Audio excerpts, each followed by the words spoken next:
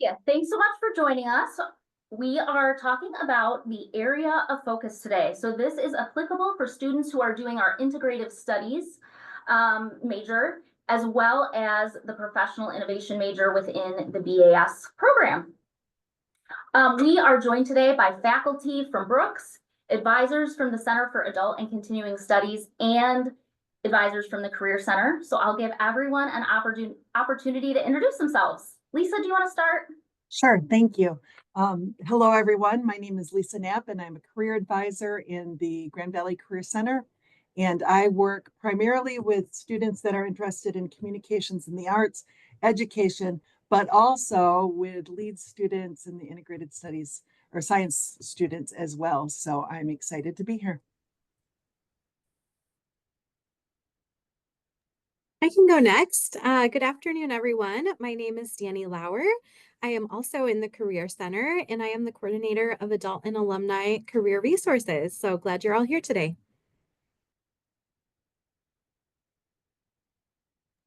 And I'll go next. I am the Director of Adult Student Engagement and Support within the Center for Adult and Continuing Studies. I'm also a graduate of this degree program.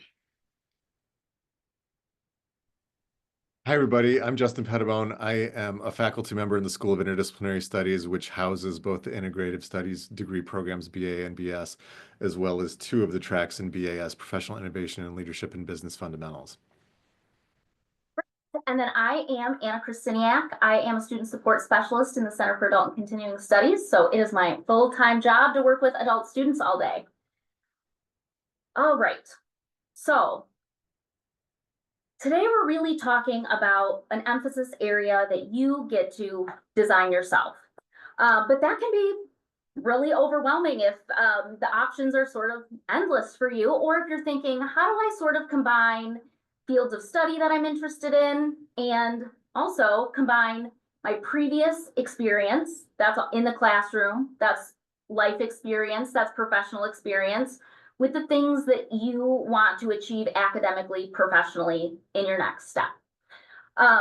You may have an idea, or if you are pretty close to finishing a degree at your previous institution, we may work with some of the credits that you already have. But one question to really ask yourself, especially if you're still sort of thinking, what is it that I really want to be able to say that I have expertise in, is to sit down and think about it a little bit. So what I would suggest, when you're sort of in a good headspace for this, making two lists. And one might be, again, what areas have I already built expertise in, right? What sort of classes have you taken? What sort of soft skills have you learned on the job? What sort of, things do you know that you already have knowledge about? Again, in any domain, any way you've learned it.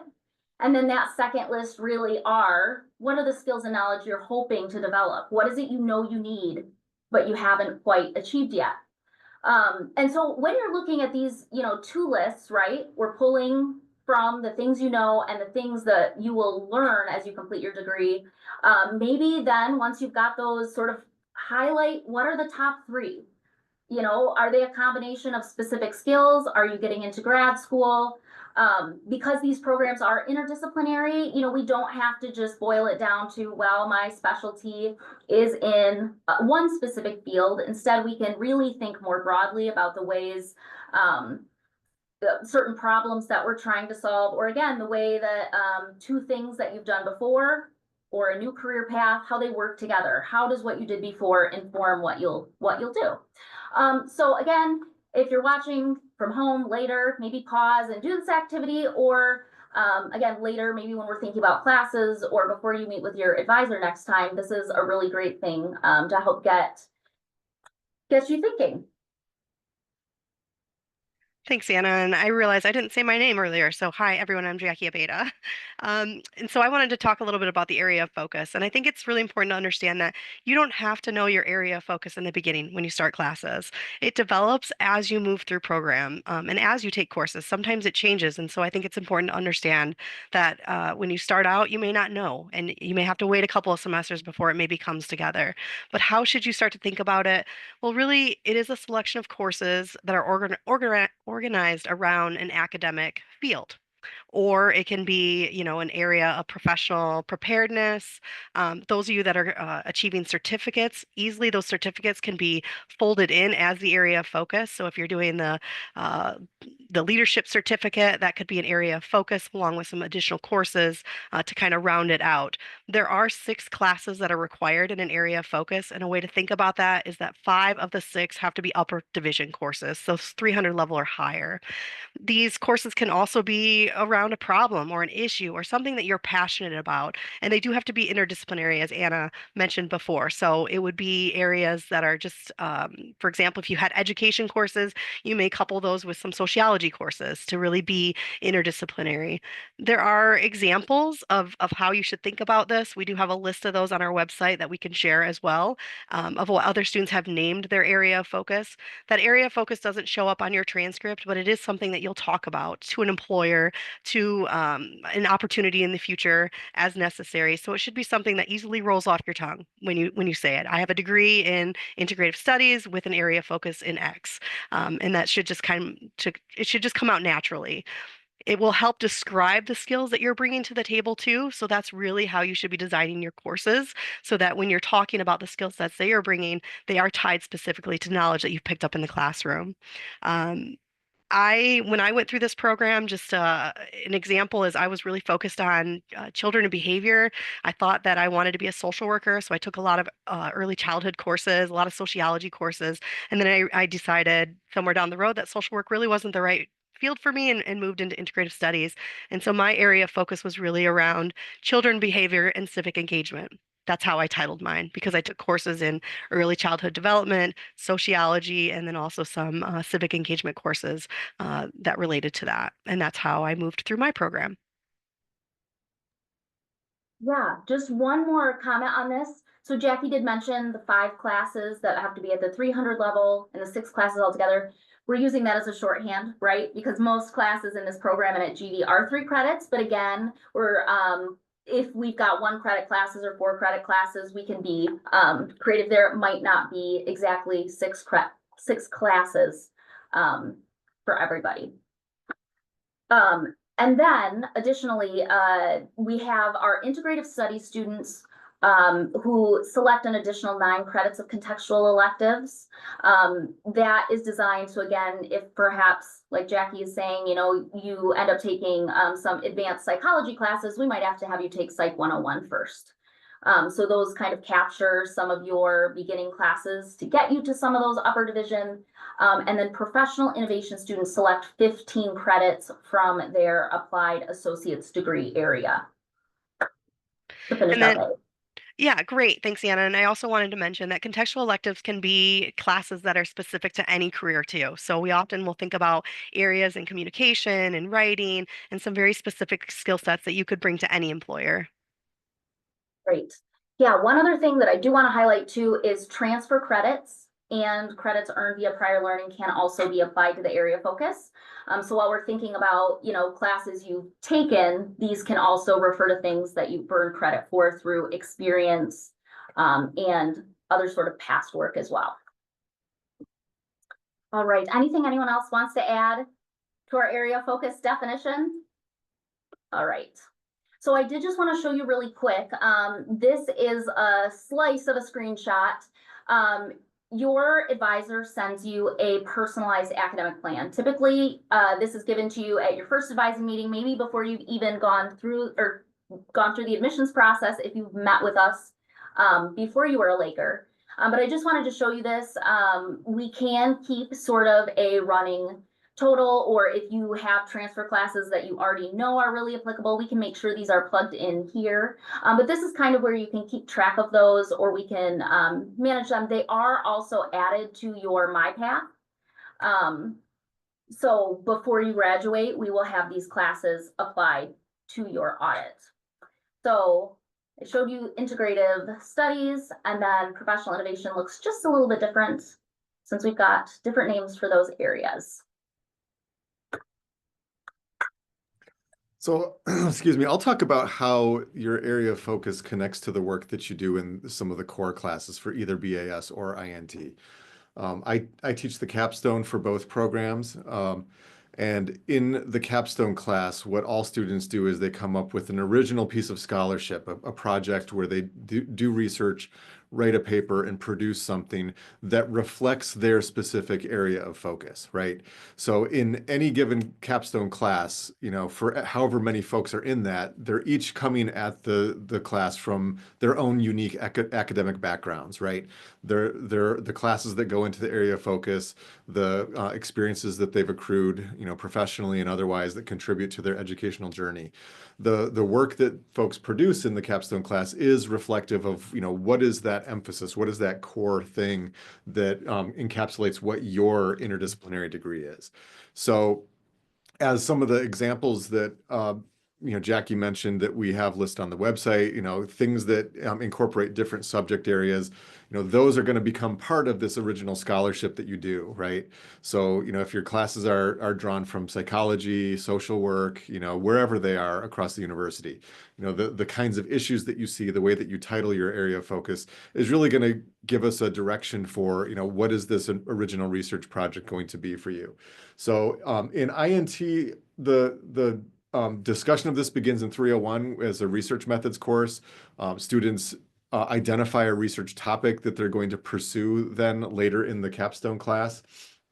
So they get 2 classes really to define what this project is going to be, to, you know, get into some academic sources, to learn about different approaches to academic research, and then to execute it. So the way that the slides are listed here, I think gives kind of an ideal way that students take these, with INT 301 first, then INT 490 or 491, and then INT 495. I don't think that that's always the case. I think that it's probably just as common, the advisors can correct me, but it's probably just as common that people will take the 491 after the capstone.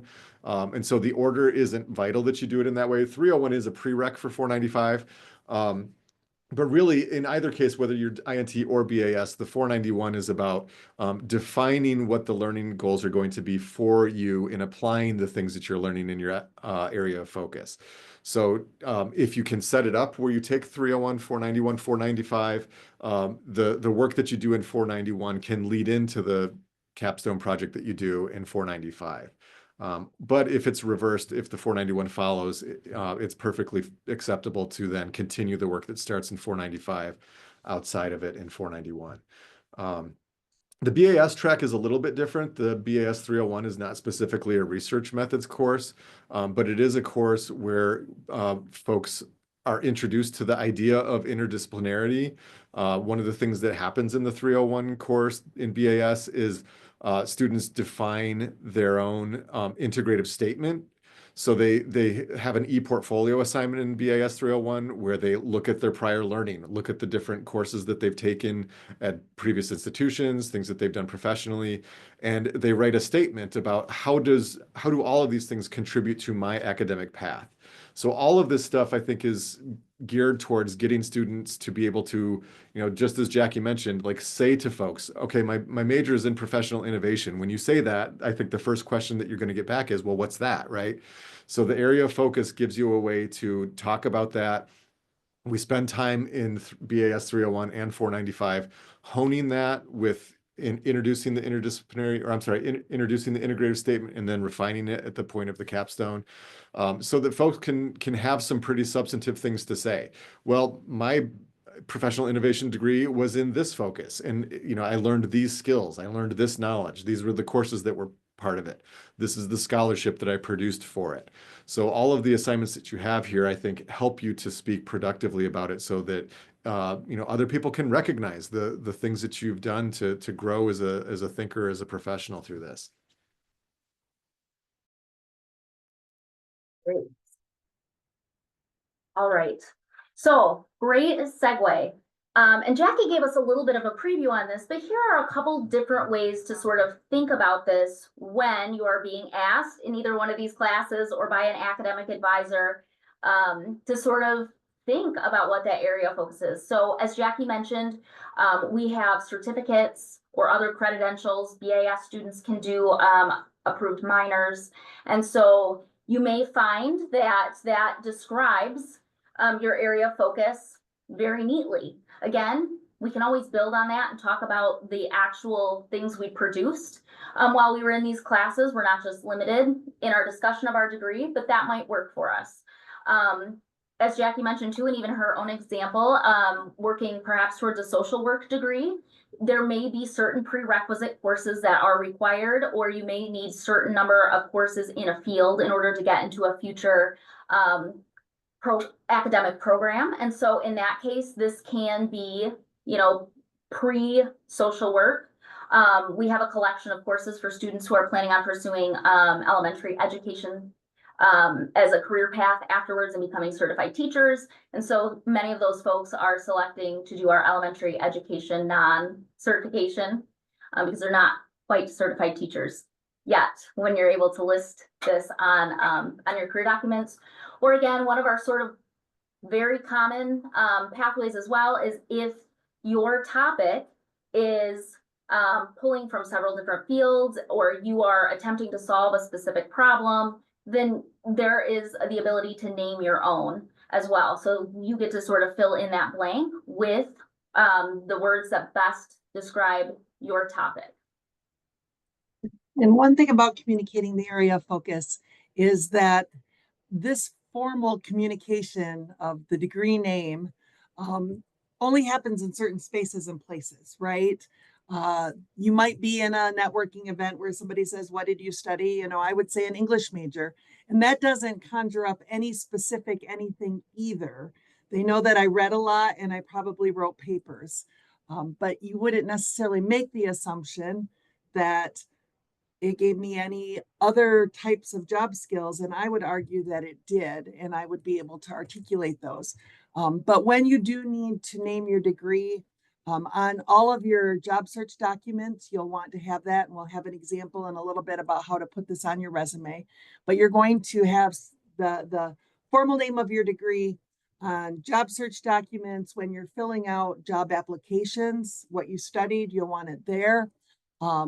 It's something that may come up in other formal and informal ways. So like when applying to graduate or professional schools, when applying for those secondary admit programs, if you were preparing for that. And again, you're going to want to have it written down properly and correctly, because you'll want it to match your transcripts in the best way possible. So having that addition, a bachelor of, with an emphasis in, that addition is okay. But if you were to just say that I earned my bachelor's degree in, say, applied data analytics when that was your certification, that would be one of those things that employers would say, I wonder what this all means.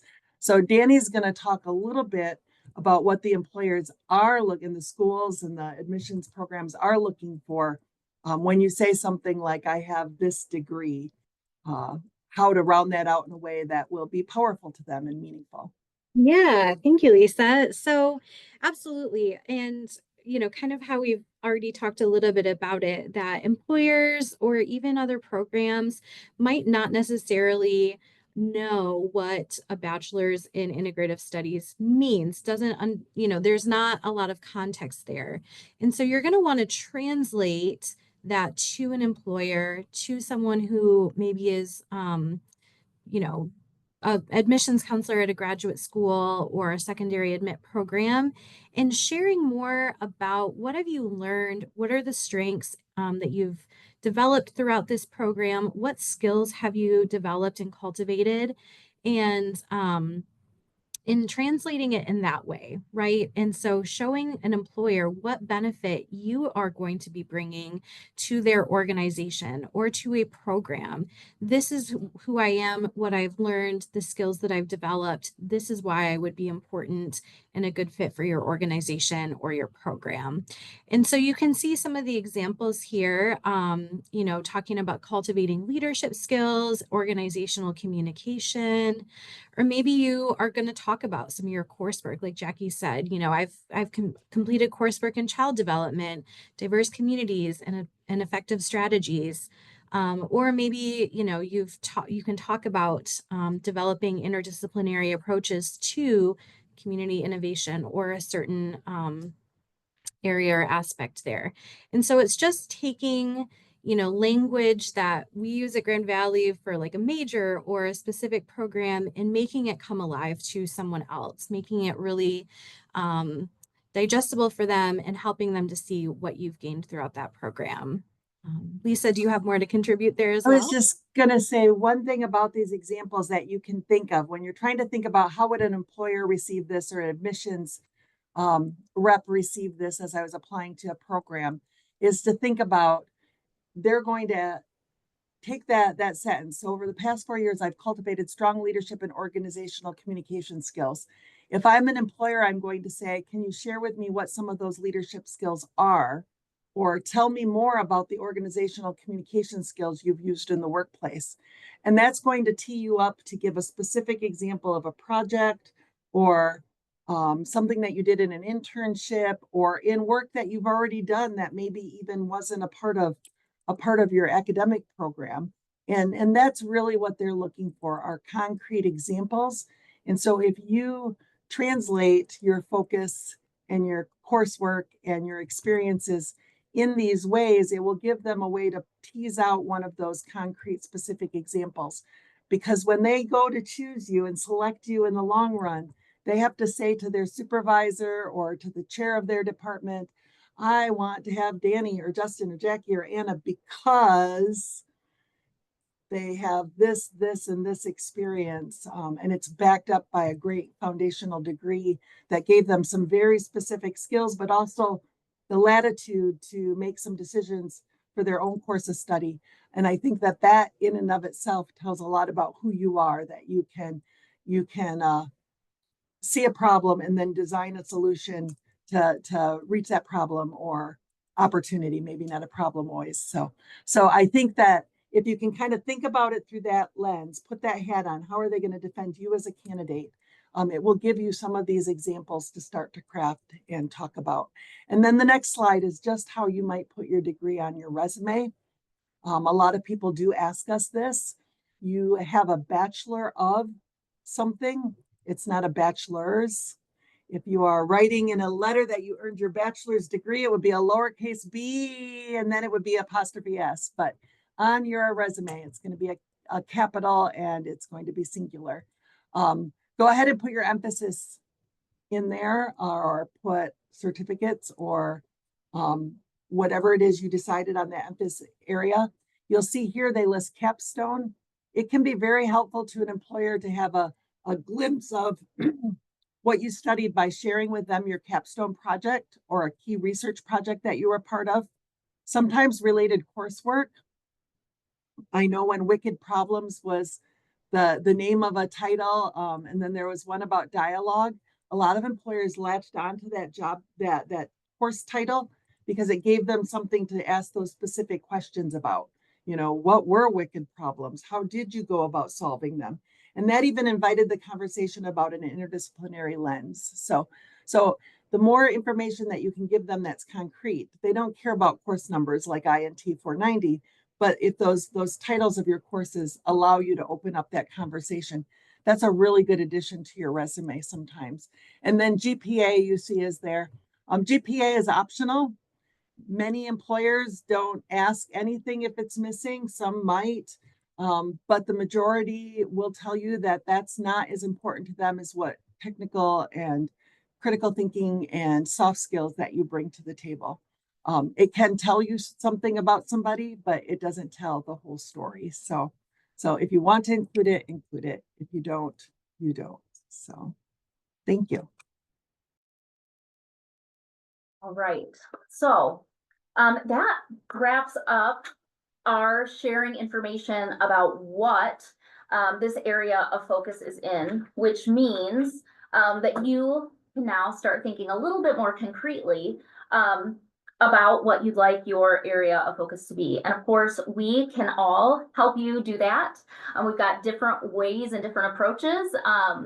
You might get some different perspectives from each of us, but I'll hand this over to one of each of us to just talk a little bit about how you might talk to a student who's working through their area of focus. So Justin, do you want to start us out?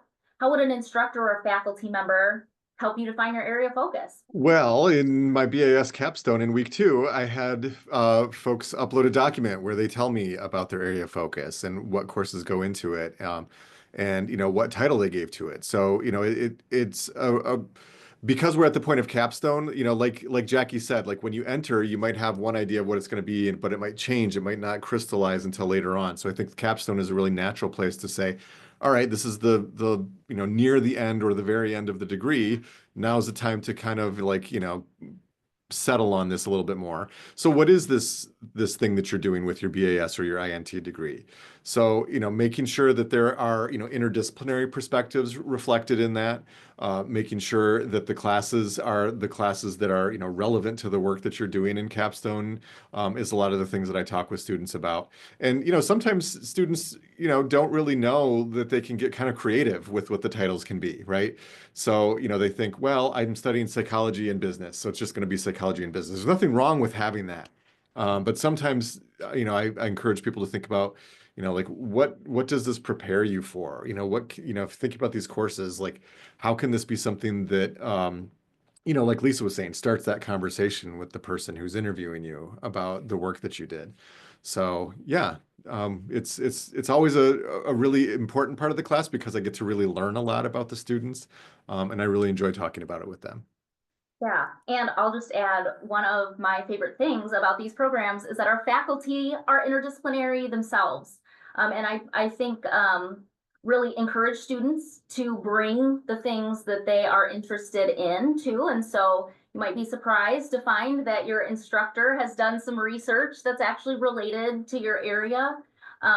Or that's where you sort of discover another piece to the puzzle. Jackie, would you like to share how academic advisors can help Sure. us? Yeah, thanks, Anna. I think one of the things is we have conversation. We really talk about what are your passions, what are your goals, what are your career objectives, and maybe it's as simple as I want to graduate and I came to this program because I have a ton of credits. And so we look at your credits and we see, well, what have you already accomplished? What's maybe the most efficient way to graduation using what you've already taken? But it really does center around where do you see yourself and what do you want represented best on your transcript and the skills that you want to bring forth. But as Justin was stating, you can be creative with that. So even though there's a set of courses, the title can be creative. And I want to share some of the titles that I've worked with students that they've come up with, and maybe that will help others in the room think through how they might want to title theirs in a creative way. For example, I met with a student who was really passionate about the environment. And so they did innovation for environmental change, or others that were interested in youth and in advocacy. So youth mentoring and well-being. There's mental health services and support, business and media creativity for students who are interested in maybe moving into the marketing kind of sector. So there's all kinds of really creative ways to title it and couple it with courses that you've taken along the way.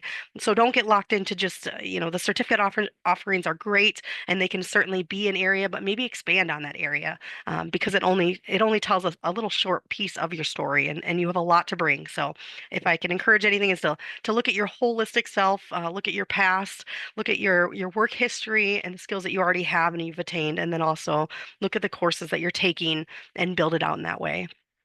Yeah, and then to build on that too, we also help try to make sure that the classes, like the ones that Justin talked about, our research class, our practicum, our capstone class, are organized along your journey in a way that really makes sense and supports your development of that area of focus as well. So helping you sort of decide if we want to take classes from a certain certificate or in an area before we start jumping into research and capstone, which do come later. One thing I'd like to mention real quick about our practicum class is that class can be taken multiple times for credit and for variable credit. And so sometimes if you've got ideas and you come to us and you say, well, I really want to include this in my area of focus. This is a skill or knowledge that I don't quite see reflected in some of the other courses. We can also do things like brainstorm initially about practicum, and maybe there's a way for you to still gain some of that knowledge and experience, or really put something into practice, develop something too. So we are great to do a little bit of brainstorming with. All right, and then finally, I will hand this over to our career advisors to share how they help. I just want to build on that. using the internship credits or the practicum credits, the experiential credits. My exposure to integrated studies students, my very first exposure way back when, was with working with two students that did exactly that. One of them had started in education, realized that she did not have an interest in being a teacher. Her favorite thing that she did on campus was theater, but then also the Renaissance Festival. She organized it and was the president of whatever group put that on. And she just locked in on this idea that if more people could participate in a Renaissance festival, they would be more interested in learning about the history of the Renaissance. And she's bringing in literature and business and all of it, right? All of it. And she started to build out internships that lined up with getting into a museum, getting into the State Department of Education, where they set curriculum standards and guidelines for history. And then she had one additional one with a theater and costume design. And she went on and worked for the Tri-Cities Museum for quite a while as the person who went into the schools and helped them develop experiential learning for their curriculum while they're trying to meet the state standards. So she was able to bring the museum and the schools together around this set of state standards because of those things that she had linked together. And then the other was a student who had done just a lot of mission trips through her life and worked with Habitat for Humanity and several other home improvements in rural communities. And so she took her internships and linked them together, or practicums and linked them together. One was about reconciliation and how to navigate community conversations about inequities and intergenerational hurts. Another was with the neighborhood tool locker, helping to organize that. And then the third was with Habitat for Humanity. And I just thought that they did a great job because then they brought those experiences into the classroom. They talked about all of those connections, and it taught me a lot about the major as well and what you really could do. So when somebody comes to our office to talk about my area of emphasis, that's usually how I'll start, is with a story about those two women. And that idea of, do you have a vision for what your world of work looks like, what you want career to be like? And if you do, if we can drill it down, we might offer up language that the employers are using. The marketing example that Jackie gave, was new media in that? Did I catch that right? You had some Business and media creativity. business and media creativity, right? And so at another time, it might have been called communications. In particular times, things get called, right now, a lot of things are getting called user experience. Before it was audience. So one of the things we can do is help you kind of tap into, if there's a way to link together some things for your vision and what kinds of companies might help you gather those experiences, but also what kind of language is being used in the path that you believe you're headed. Because if you can make that language relatable, like we've been talking about, that increases that connectivity between your classroom and the world of work, which we know it's there. It's just a matter of doing a little cross-cultural communications between academics and the world of work. Yes, perfect. So I love that there were so many sort of concrete examples. Again, I know this can sometimes be a little bit abstract when we're sort of in the beginning stages or thinking about this. I hope if there's kind of a final thought that I can leave you with too is, again, I mean, this is just really personalized. Like, we are very, very excited in all of our different capacities to talk to you about the things you're passionate about the things you've done before, the things that you want to do. And so this is just a really great, a great way that we can make sure that you communicate that to everybody as well, and feel, what our goal is to have you walk across that stage and feel really, really confident talking about the ways that you'll be able to contribute to a future organization, company, community, whatever your next steps are. Does anyone else have any other final thoughts that they'd like to share, or anything else before we close out? I don't have any final thoughts, but I guess I do want to add, if maybe we could end the recording and still stay on. If somebody has any questions, or if anybody wants to ask any questions while we're recording, you're welcome to do that as well. Yeah, absolutely. Any other thoughts from our panel? Okay, thank you so much for joining us today and watching this at a later date. I hope this has been helpful. Please feel free to connect again with our Brooks faculty members, our academic advisors, and our career advisors for support navigating this and making sure you've got your goals clearly communicated.